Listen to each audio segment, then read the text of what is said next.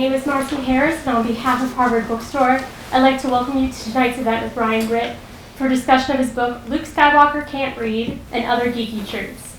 A former staff writer for the web magazine Tor.com, Ryan is also a consulting editor for Story magazine and has contributed work to several publications, including the New York Times, Electric Literature, Vice Motherboard, and Clark's World magazine. The first time that I was in this bookstore, I was 16 years old, and I was doing the Harvard debate tournament. Round of applause for anybody who did debate in high school. Just me. Well, I guess I have the advantage of convincing you all that I'm correct about something. But I remember just being totally full of shit, as a high school kid, and just thinking that I was right about everything, and then coming in here and just being like, wow, there are so many cool literary journals and things going on. I have no idea what's going on. So hopefully I've come a tiny bit further from there, but only a tiny bit. So my book is called Luke Skywalker Can't Read and Other Geeky Truths. It is an essay collection. There are a lot of other things in there other than Star Wars, but you don't want to hear about that. You only care about Star Wars right now, I imagine. Has anybody heard of the new Star Wars movie? A few of you, perhaps. So I'm going to read something very briefly that is not in the book. This is something I wrote a few weeks ago. I'm a little bit worried about Star Wars fans. Can you give a round of applause if you are a Star Wars fan? Can you give a round of applause if you are hopefully optimistic about the new film? I saw somebody just like shaking their head like, I'm already mad. This is going to be for you. So I'm a little bit worried about the level of hype. We're all connected to the media all the time, and I'm worried that with this kind of hype, there's an inevitable come down. And I don't know how any of us are going to deal with that come down. But I've come up with some ideas for how we might deal with it if we have to. So this is something that I did recently. I've yet to publish it. We'll see if anybody wants it. It's called Ways to Cope with Your Inevitable Star Wars Come Down. Star Wars isn't like cocaine exactly, but it is a little bit like cocaine. And everyone knows the biggest problem with cocaine is you feel absolutely awful after you've done it, a feeling that is made worse by the very recent memory of feeling totally and ludicrously fantastic. Right now, Star Wars fans, everyone, are in the throes of a drug-fueled high, and our drug of choice is Star Wars hype. Every new trailer or set of photos is our latest bump, shot, or hit, but after The Force Awakens comes out for real, regardless of its quality, a bunch of us are going to experience a serious come down. What are we going to do? Here are a few tips for dealing with your completely likely and practically inevitable emotional crash from Star Wars The Force Awakens. Tip 1. Take up bizarre, contrarian opinions regarding the new Star Wars film. This should be a fairly easy approach and a time-honored tradition among those who have grown up either inspiring or identifying with the "it's over" guy from Portlandia. When you find yourself missing the feeling you had before The Force Awakens came out, here's what you do. Pretend that everyone you know is wrong about the new Star Wars movie and you are right because you, among all people in the world, actually get it. If the general consensus of the movie is overwhelmingly positive, this is highly likely, figure out how to hate it, and actually point out the only reason why anyone likes it is because they are obsessed with nostalgia. Claim you want to see blockbuster movies that are new. Use the phrase franchise fatigue. Speak authoritatively about the new fascist Hollywood system, even though you are a comparative lit major, and you've only been drunk in Silver Lake, and you've never actually seen Hollywood. Be prepared to pay for your own drinks. 2. Affect an obsession with that new Moby Dick movie, The Heart of the Sea. Remember this movie? Yeah, it's coming out right around the same time as Star Wars. It stars Thor, Chris Hemsworth, as a fake Captain Ahab in a movie that's sort of about Moby Dick, but not really about Moby Dick, because it's based on a true movie based on a fake famous story, which is Moby Dick. Because no one will see this movie. Everyone will watch Star Wars. You can say whatever you want about this movie. You can say it's great. You can say Chris Hemsworth actually does the voice of the whale. No one will know any different. Start making wild speculations about the new Star Trek movie. Act like it's 2009 again, and everyone in the world is pretending like they're a big Trekkie, even though most people who love the 2009 Star Trek movie are not big Trekkies. Spoiler alert, real Trekkies kind of hate that movie. Anyway, you just saw another J.J. Abrams movie you can't get over, and you are freaking out, but turn into that skid. Simon Pegg is writing the next Star Trek movie. That's exciting. Idris Elba is in it. Get pumped about that. That's pretty cool, right? Start obsessing over that, as it's just as important as The Force Awakens. This will probably only work for a day, but it is worth a shot. Start forming complex theories about Doctor Who. Assuming you haven't already. If Star Wars is like cocaine, then Doctor Who is like smoking American spirits. It takes a while to get into it, but once you're hooked, you're hooked. You know you have to stay away from the hard stuff, which is Star Wars. But because your emotions are running too hard, you've got to calm down with something. Have a sit down and watch Doctor Who. If you already watched Doctor Who, this is easy. This season is really excellent. The writing is quite good this time around, I promise. Watch that Saved by the Bell episode in which Jesse is addicted to caffeine pills right before you see The Force Awakens. Because you're so excited, you're so scared for The Force Awakens, the best thing to do is inoculate yourself with a classic cautionary tale of being too excited. While all your friends are doing marathon binges of the original films in preparation, you will be smart. You will watch Saved by the Bell's timeless tale of addiction and disappointment before you hit up Star Wars. Traditionally, in the 21st century, Star Wars movies have been countdowns to letdowns. This movie promises to be worse. It promises to be too good for you to comprehend. Don't be Jesse Spano. Calm down. And my final tip is just watch the movie again. The easiest way to cope with an addiction of this magnitude is to not cope with it at all. So if The Force Awakens becomes your new mantra, the only thing you see before you go to bed at night, accept it. Back in the 80s, even characters on the show Cheers. Wow, that's a nice Boston shout out for you guys. I love that show. Ted Danson's Sam Malone copped to seeing The Empire Strikes Back like 1,000,000 times. My mom saw the first Star Wars like 4 times in the theater. You are part of an ongoing intergenerational phenomena of irrational mass obsession. There's nothing you can do about it. Just go see the movie again and freak out again. If your significant other loves Star Wars, count yourself lucky. If they don't, we've heard therapy can help. If not, then may the Force be with you.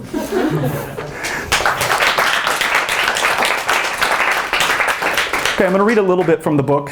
Growing up, I thought I was just like Luke Skywalker. Well, Luke lived on a desert planet called Tatooine, and I lived in the desert suburb called Mesa, Arizona. We were both weirdo loners with outsider interests, and we both longed for adventures that were seemingly prohibited by our sweaty, outdoor, sunburn-causing chores. I bet 1 billion little girls and boys felt and feel the same way as I did. When Luke Skywalker stares off into the setting suns while the strings of John Williams swell and tell us the desire of his heart, there's nothing that needs to be said here. Everyone gets it. It's our society's collective sigh of wonderment, of angst-ridden youth, of longing for something more. If Luke were a mermaid in a cartoon, it would be his moment on the rock, thrusting his chin and chest out to the horizon, daring, wishing he were part of another world. Maybe I was wrong and I was nothing like Luke Skywalker, and my child differed from Luke's in other substantial ways. For example, he had, let's see how long I remember this, he had robot friends and screwy alien neighbors, and an ability to fly spaceships without any formal training. But I had those things too, because like so many of us, they existed in my brains, in my shows, and in my books. Hey, what's Luke's favorite book anyway? Sadly, Luke Skywalker doesn't have a favorite book, and even though he's the ultimate dreamer, a craver of adventure, a wide-eyed Joseph Campbell archetype hero, he's initially presented to us as kind of a Philistine. This supposed pop descendant of Odysseus and Perseus lives in a zip code of a galaxy far, far away, which means he's got no Shakespeare, Homer, Robert Louis Stevenson's J.M. Barrie, or even J.K. Rowling to get him excited about packing up and seeking adventure. In Star Wars, romantic notions of adventure don't spring from literature or a received tradition of storytelling. Instead, Luke wants to get out of the house and go to space because he is bored as And this boredom might not just because Luke Skywalker doesn't have a favorite book, it's because he actually can't read. As depicted in the first real Star Wars film in 1977, Luke Skywalker, when you consider a substantial amount of evidence, is a functionally illiterate person, and his fellow citizens might not be much better off. Not once in any existing Star Wars movie does a person, droid, or creature pick up a newspaper, magazine, literary journal, or chapbook of Wookiee poetry. Instead, it's something is briefly read by someone in Star Wars. It's like one sentence read off of a screen and then almost certainly being translated by R2-D2. I say Luke and his buddies are functionally illiterate because this tiny amount of reading ends up being the difference between someone being fluent in a foreign language and having learned just enough of that language to ask for directions. And any way you look at it, no one in Star Wars is reading for fun.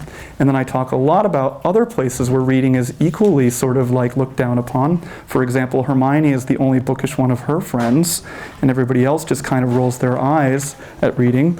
We also know that in Star Trek, people can read and quote from Dickens all the time.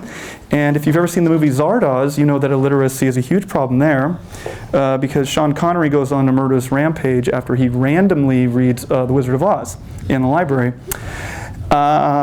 So, I'm going to jump to another part of the essay. Our media says a lot about us. In the case of culture of Star Wars, it's indeed indigenous media speaks volumes.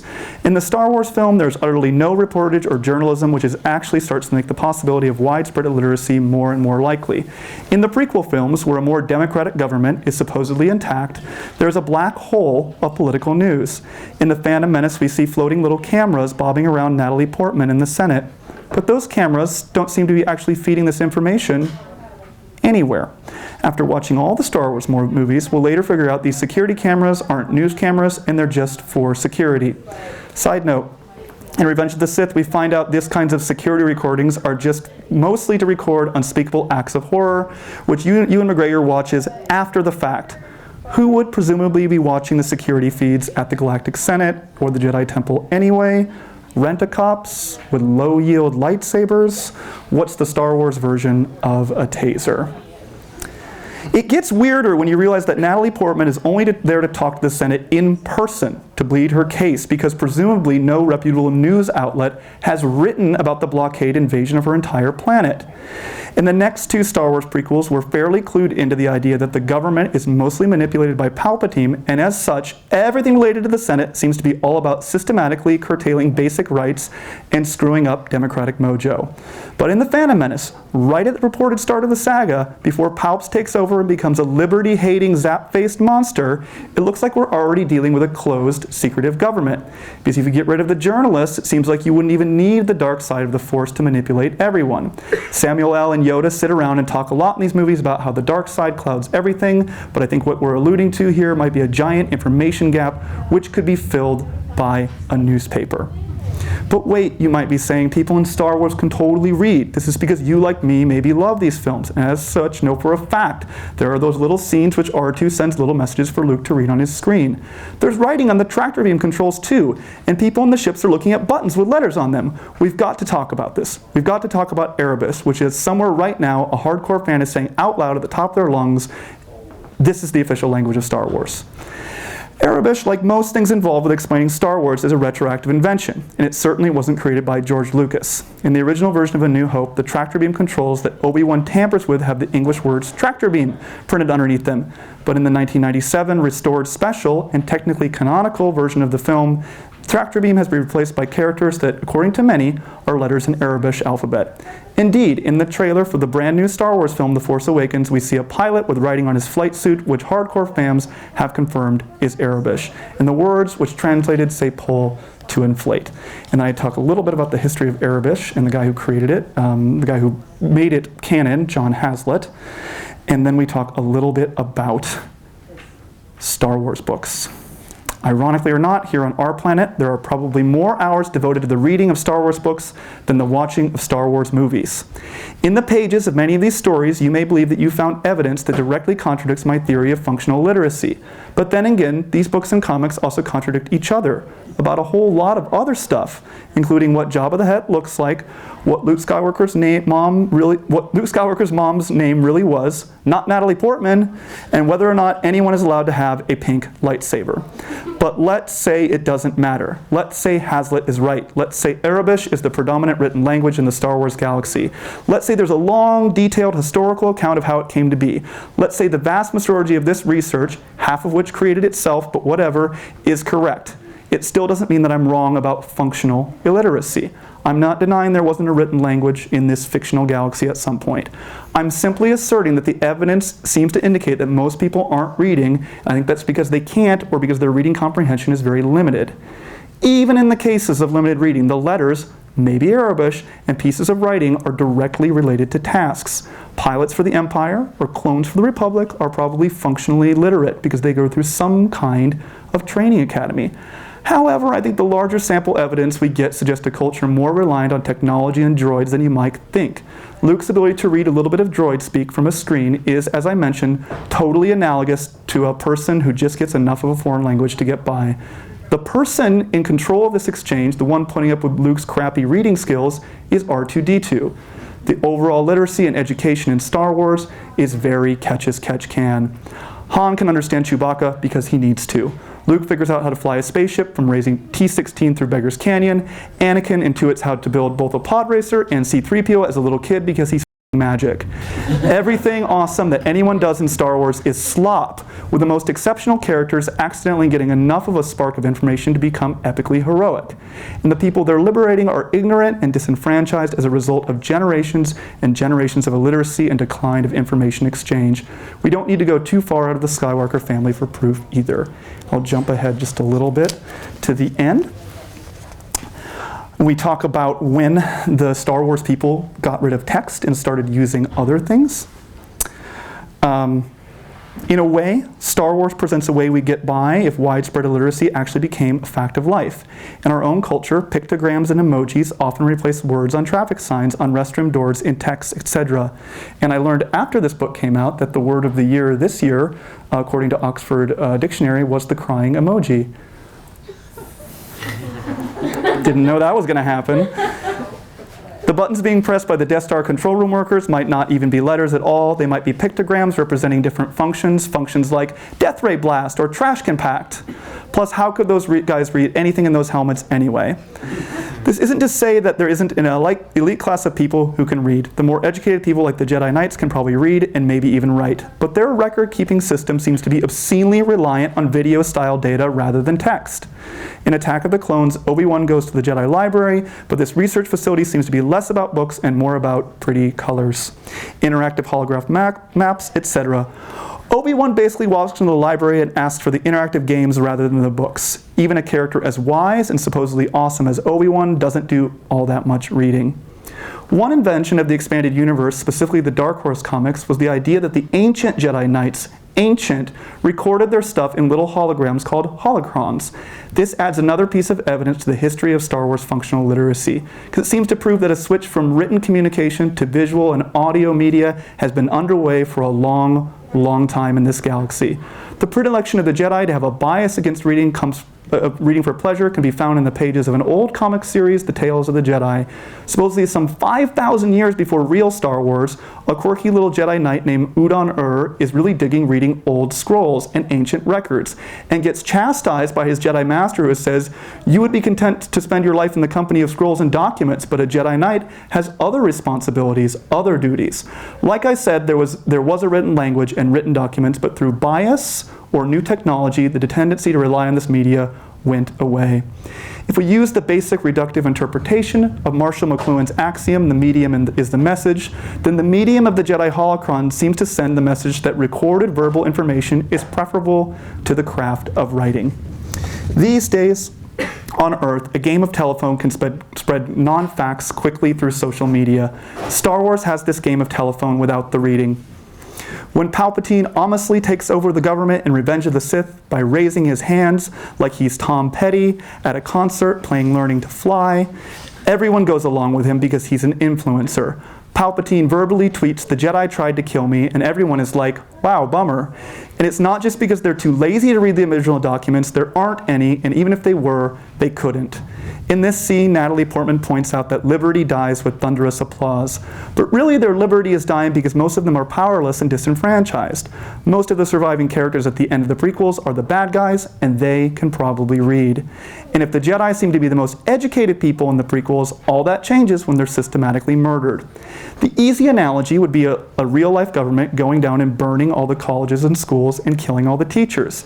But the information manipulation seems more important here. If you have evil intention, one's books are gone, you're in good shape. But killing the only people who could have read them? Even better. Maybe Natalie Portman should have said, "This is how literacy dies."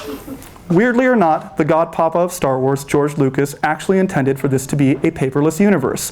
In numerous pre-1997 books and interviews, Lucas mentions the fact that he wanted his worlds to be devoid of paper, which, far from taking credit away from him, actually seems to indicate all of this illiteracy is at least indirectly intentional. You may ask, how could someone be indirectly intentional? Well, George Lucas once wore a shirt to the set of Indiana Jones 4 that said Han Solo shot first. George Lucas is the person who changed it so Han didn't shoot first. He's like this all the time. He does something that doesn't make sense and then retroactively makes sense of it. We don't need to hate on George Lucas to prove that most of his protagonists can't read, and in fact, it's possible he wouldn't disagree with this interpretation. Lucas is obviously an extremely literate dude, and famously, or infamously, depending on one's mood, based most of the mythological archetype action in Star Wars on Joseph Campbell's Hero with a Thousand Faces, meaning the message of Star Wars is clearly individuality, creativity, and freedom, and everything else that seems to be positive in a way to think about society. And yet, I can't help but feel with all of its psychological influence on our culture, Star Wars was accidentally prescient in telegraphing out the eventual result of a less than literate society. If you're reading a Wikipedia entry about a novel, instead of reading the novel, or you're getting bent out of shape about a friend's tweet without really knowing what they're talking about, I'd say we're only a few centuries away from someone building a Death Star in secret and a whole populace randomly accepting the mass genocide of some smarty pants wizards. Yoda tells us that the path to the dark side includes anger, fear, and aggression, but I think he forgot to mention ignorance. Dramatically, I think it's very dope that Obi-Wan puts a lightsaber in Luke's hand. But if he wanted to prevent all of this, then he and Qui-Gon Jinn should have been going around teaching people on poor planets to read years and years prior. In a meta-criticism of the universe he actually lives in, Han Solo says hokey religions and ancient weapons are no match for a good blaster at your side. If we read hokey religions and ancient weapons as a stand-in for Star Wars, then we can also pretend that blasters become books. If there are to be real Skywalkers in our own world, those who swoop in and save a decadent and dulling culture from dangerous laziness, complete with wide-eyed idealism and a string section in our guts, you can bet we'll all be just a little bit, maybe a lot of it, better read. Thank you. As someone who does absorb a lot of media, television, reading, how do you keep up with all that's out there? Do you just focus on a particular set of things or interests, or? Well, I'm not a real journalist. You know, I write about pop culture, so I'm lucky. There's a lot of pop culture. Yeah, I mean, I have pop culture blind spots. You know what I mean, for sure. And I mean, this book has just come out 2 weeks ago, and unlike some of my friends who have time, they've actually like seen all of Jessica Jones, right? And I've only seen the first episode because I don't have time. You know what I mean? And you know, I was writing about this season of Doctor Who, and I had like 3 things to finish this weekend about, and so I'm caught up on Doctor Who because I was writing about it. So it's kind of like it's morphed into where the work is. Right, and also like I made jokes about this like over the summer where, you know, I like to review these kinds of films, you know, if I can, you know, and some of my friends were like, well, are you going to write something about Mad Max? And I was like, well, all the angles have kind of been taken, and I generally agree with all of those angles, so no, I'm not. So I guess it depends, you know, what I have time for. Yeah. Were you watching Star Wars and then were like, oh my god, they can't read? Like, how did that come to you? I think I was having like a really, you know, sort of obnoxious conversation with a group of people. I was like making jokes about it, which is I think usually where any of my ideas for essays usually come from, is having like a conversation and somebody saying something about how great something is and then making a really extreme statement. Like I'm just like, I bet all of those people are totally illiterate anyway. And then I was like, wait a minute, maybe I'm onto something. So yeah, I mean, I tend to start in the sort of extreme and work backwards. It wasn't like while I was watching the films. I think that it was definitely born out of a conversation with friends. You know what I mean? Yeah. Given that, doesn't the Force change everything in such a way that reading is not really so essential? I mean, if you have the Force, I mean, if reading was absolutely essential, wouldn't the Force guide you to read? Like, well, that's you have your eyes open when you're battling, you know, that's... It's a great question. I recently, no, it's a good question. You know, I think that like what the Force can do is like not super clear. I was reading the first Timothy Zahn book. I was rereading it again. And it was like kind of dope that like Luke and Leia basically have like instant messenger in their brains with each other, which is something that we really only see in The Empire Strikes Back, where he's like Leia and he's like, oh, Luke's out there, and then you see it with Vader and Luke where they're talking to each other. You never see that feature of the Force ever again. You know, it's never like Obi-Wan and Anakin like being like, they have to like do weird little like signals to each other. It's like, can't you do like the instant message chat in the brain with the magic Force? So I think that what the Force can do in terms of information exchange is really unclear. And I think that part of that is sort of like plot holes, but if we like pretend that it all works, then I think that it seems like a need-based thing. Did you ever read the Alfred Bester book, The Star's My Destination? Anybody? So, what's that? Not in a while. Well, right, but you remember that they can teleport, right? Mm-hmm. Like they can, like, so people gain the ability to teleport, but the way that they gain it is through extreme danger, right? Like that's the only way that they can get this magical power. So for me with the Force, I feel like it's like this necessity-based thing, at least in what we see. It doesn't feel like an app, right? Like the Force doesn't feel like an app. My favorite Star Trek episode.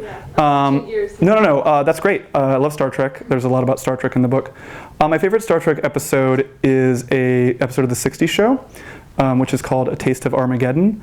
Has anybody seen it? A few? Okay. I actually talk about it in one of the other essays about Captain Kirk in the book. So in A Taste of Armageddon, they roll up on a planet, and the planet's like, please don't come, we're at war, like seriously do not come here. And Captain Kirk, being Captain Kirk, is like, whatever. And like, they just sort of beam down and they're sort of like, this is totally fine. You have like the best city in the world. Like you have the greatest planet ever. Like we love you. And they're like, you have all just died by showing up. And Spock's just like, I figured it out. They're fighting their war through computers and they're calculating who dies and who lives, but they don't have the actual destruction. And so then like, so they're like claiming that like, we've accepted that war exists. So now we just calculate who dies on a daily basis. And you guys came and so now you're casualties. And of course, Kirk and Spock are just like, this is bullshit, you know? And so they just run around blowing up everything and telling everybody what's what. I love that one because I think that there's something about that culture that like they were onto something, and then there's something about like Kirk and Spock's position that's also true. And I think that Star Trek is at its best when it does that. When it like goes, okay, what if you did have computers fighting a war? Would that be better or worse? And then you're like, I don't know. I feel like that this is kind, you know. And of course they just leave at the end, and like some social workers from the Federation have to show up and clean up their mess later or something. But yeah, I love that one. I remember as a kid it blew my mind. I was so blown away because I actually got it. You know, I got what they were after, and it wasn't like about a monster and you know. Sex, you know, it was about other things. Yeah, good question. Yeah. Did you ever think about how reading might have become defunct in the Star Wars galaxy because it might have been like a human species specific ability so that the other species of aliens might not have been able to read? Sure, yeah. I mean, I think that the way that they talk about this in some of the texts that I referenced a little bit is that there was eventually galactic basic, right, that became, and that's like what Arabic is, it became like the established language, but that would be for like commerce. So I think that yes, you're right, that it's like, because everything's so spread out, I mean, my whole point with all of this is that it's not a gotcha moment, is that it actually makes sense the more you think about it, and the more people add to it like that, the more it starts to make sense. You know, I'm like, yeah, exactly, that's actually another piece of the puzzle. So yes, I agree. Anybody else? Yeah. Yeah, I get this sense from your writing, like this defensive aspect to your writing, that you have readers come up to you and they like they feel like you've taken their franchises and really deconstructed them. And do you have these really angry, defensive fans of like Star Wars and Star Trek that are angry at you for writing what you write? Have you ever written for the internet? That's a really fantastic observation, and it terrifies me that you like keenly felt like my fear. Like that's really intuitive of you. I kind of came of age writing online. You know, like I published my first personal essays online, and then I was doing criticism for Clark's World, which is a science fiction magazine, and then I became a staff blogger for Tor.com. And so they kind of gave me carte blanche to do whatever I wanted, which was extremely foolish on their part, because I was just like, how about we do a whole week where I write 9 articles about dinosaurs? And they're like, whatever. But I think that when you write for the internet, particularly for a niche, and I don't even have it that bad. You know, people that I have written for other types of websites have it worse, more mainstream stuff. But I mean, you know, maybe some of that is entrenched. I guess that I also feel like covering my bases, you know, not saying something that's just like totally insane for the purposes of shock value, but actually being like, having a conversation with myself to see if I disagree with myself. You know what I mean? To see if there are holes in it, and if there are, then acknowledging that. You know, and so I think that's part of it. Yeah, and the essay was like very short when I first wrote it, and then rewrote it completely for the book. You know, and it was like an 800-word little rant, and now it's like 4,000 words. You know, so I think you try to, you know, you say anything about pop culture, and you try to like take it seriously. You got to think somebody might know more about it than you. They might not be a better writer than you, and they might not have thought about all the angles, but they might have more information. And so I want those people to enjoy it too, right? Yeah. What's the oddest rabbit hole of thought or research that your writing has taken you down? That's a wonderful question. You know, I think that, 2 things. One, I wrote an article years ago. I was obsessed with Torchwood for a little while. It was the Doctor Who spinoff. And I was listening to The Smiths, and I wrote a piece about all the Smiths songs were actually referencing Torchwood, specifically. I'm not really wrong about this. Like, it is like totally like through like magic or time travel, like those like, I know it's over, this song, I know it's over, I can feel the soil falling over my face. It's like when Jack Harkness is getting buried. Like there are so many. That would be one of them. I did one about, I am still a big fan of the show Girls. And I did one about character development on Girls versus the season of Doctor Who that was on at the time. And so I was like comparing characters from Girls to like Amy Pond and Rory. And people hated that. Like I found a friend of mine uses this phrase. I found a Venn diagram of exactly 0 readers with that one. We did do an amazing Photoshop of Daleks in the bathtub with Lena Dunham. I liked that, but those would be a few examples. Yeah, good question. There's more to come though. You know, there's going to be too many. Yeah.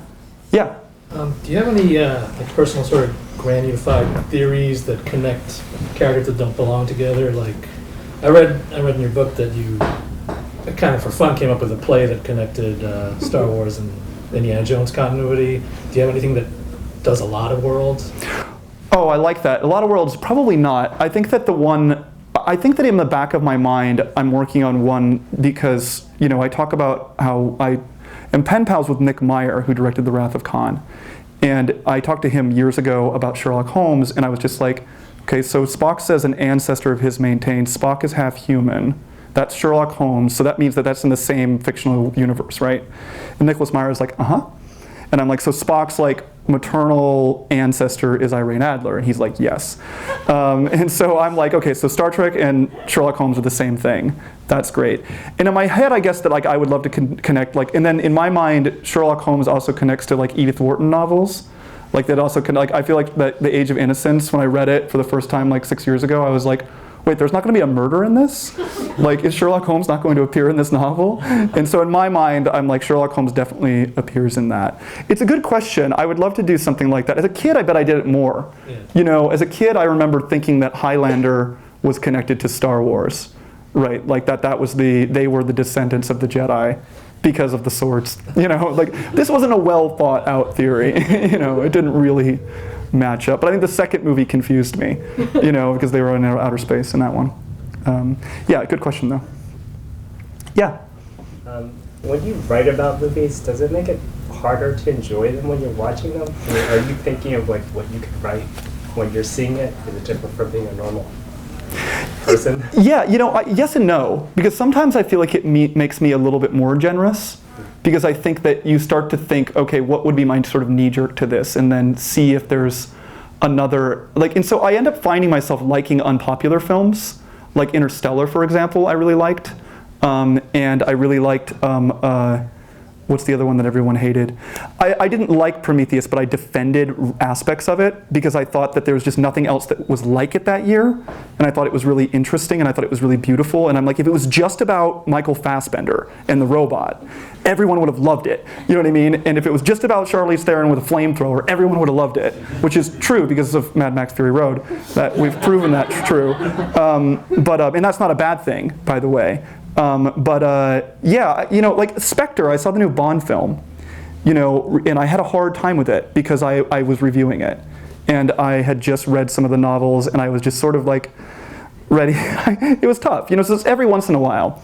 And I feel like that was a movie that I was ready to like.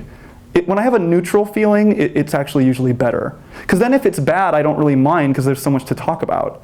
You know, so then it's just like, how can I talk about this in a way that's not just the easy way. With Star Wars, you know, people are like, are you worried that it'll be bad or good? I was like, I just hope that I'm surprised. You know, like, my biggest fear with Star Wars is that, with The Force Awakens, is that we kind of have an idea of what these twists and turns are like in these films, and that it's like, okay, there's like a finite number of things that I would do if I were J.J. Abrams, you know, and so it's like, you know, it's not going to be revealed that Spock is in it, right? Like, that would really, like, that would blow my mind. I've been wanting that for years, like a surprise sequel. Like, you go into something and it's just like a regular movie, and it's just like, you're like, actually, Sigourney Weaver's here from Alien, you know? And it's just like, wait a minute, it's like an Alien sequel, and you thought it was just like a Wes Craven movie or something, you know? Like, I don't know, you know what I mean? The guy who does Saw, like, turns one of the Saws into an Alien sequel, you know? Like, I would love to see that. I'm worried about surprise, usually. I find that, you know, you start to notice patterns. When things can surprise you, I think it's wonderful. Even if the film's not great, you know. I like being wrong. Do you talk about Game of Thrones at all in your book? Not really, and that's because I am not qualified to. Period, that's kind of it. Like, I'm not really qualified to. I've read the first 4 books, and I've seen the first season of the TV show, and everyone around me like literally just passes out talking about it, that I couldn't, I was writing full time about other stuff. This kind of goes back to your earlier question, that it was like I was on staff at Tor.com writing so much about other stuff, and Game of Thrones was covered, and there was something about the enthusiasm that sort of I couldn't get behind. I also have a little bit of a bias with that amount of violence in something. It's just I think Game of Thrones is brilliantly written, but for me, the amount of violence is not why I got into science fiction and fantasy.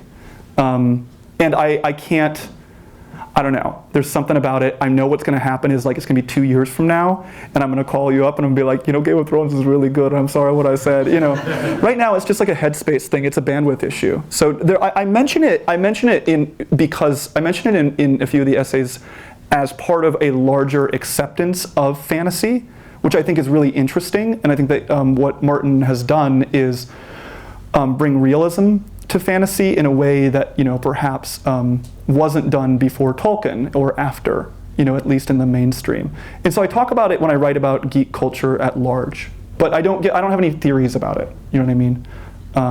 Though I think that like I'm going to do a new a sequel to the title essay, and it'll be about Game of Thrones someday. Yeah. Yeah. Do you have your tickets for Star Wars yet? I do. You know, a friend of mine bought a block of them online. I was actually like super stressed the night that those tickets went on sale because I was seeing a friend of mine do an NPR show with another friend of mine, and I really wanted to see that, and I was going to go out in the lobby and buy them on Fandango. But this a woman I used to write with at Tor.com bought like 20 tickets, and yeah, that demographic about mostly men buying the Star Wars tickets I find to be, I live in New York, maybe I'm just like, everyone I'm going with is not a man. Yeah. So actually, I wanted to talk to you about that. With like this sort of rise of reactionary anger against female fans who have arguably been in those geeky spaces since the beginning. Right. I just was curious if you had like any thoughts or had written other articles perhaps about those weird pushback, including like Gamergate or Sad Puppies and all of those. Well, yeah, well, first of all, the first essay in my book, I talk about the fact that we all know there is no such thing as a fake geek. We all know that that's not a thing. One of the essays in my book is about Barbarella and how it kind of turned me into a feminist. But in terms of, it's true. Read the essay. It's good, I swear. And that essay is just about the idea that I was used to narratives that had a male lead. And Barbarella's search for sex in that film is kind of just not about making babies, right? It's just about doing what she wants. And that was actually a big sea change for me. I worked with a lot of women at the science fiction blog at Tor.com for years, and I worked with a lot of queer women, and I've always been a pretty liberal feminist guy, but I usually will default, I'll ask them, what do you think about this? Sad Puppies, those guys came after me. I wrote a article for Electric Literature, which is a literary blog based in New York City, that I'm kind of their token nerd at this literary blog. It's so great. It's so great. Like when you're a nerd among other nerds at like a nerd blog, it's one thing, but when you're like the one nerd at like the literature blog, it's awesome. But I wrote an article about just how awful it was and how terrible they were and how, they mistreating people that I know. That guy's attacks on Nora Jemisin, who's a great author and an awesome person. They came after me on Twitter. I was just block. So I think that if you're an ally in any of these things, whether it's supporting women in general or supporting people of not white people or non-binary queer folks, those guys will come after you, and they'll. But yeah, I just certainly didn't get it as bad. Had I been a minority. But, it's not fun to have somebody say that they're going to kill you because you just called them out on being a bigot. We did have a pretty hyperbolic title for that article, but that was that. But yeah, I think it was something that was definitely on my mind. The last essay in my book is called The Fans Awaken, and I talk about a little bit the disappointment that I have with the way, as an adult, that Princess Leia has handled in Return of the Jedi, because you're just like, she never even does anything, in my mind, it's like she should have used the Force or done something amazing, and I think that that's something that, they've talked about now, where, that Kathleen Kennedy is so aware of, and, kind of, I think, is pushing, older boys like Kasdan and stuff, in the right direction. But, I have to say, The Phantom Menace is my good friend's 7-year-old daughter's favorite Star Wars movie.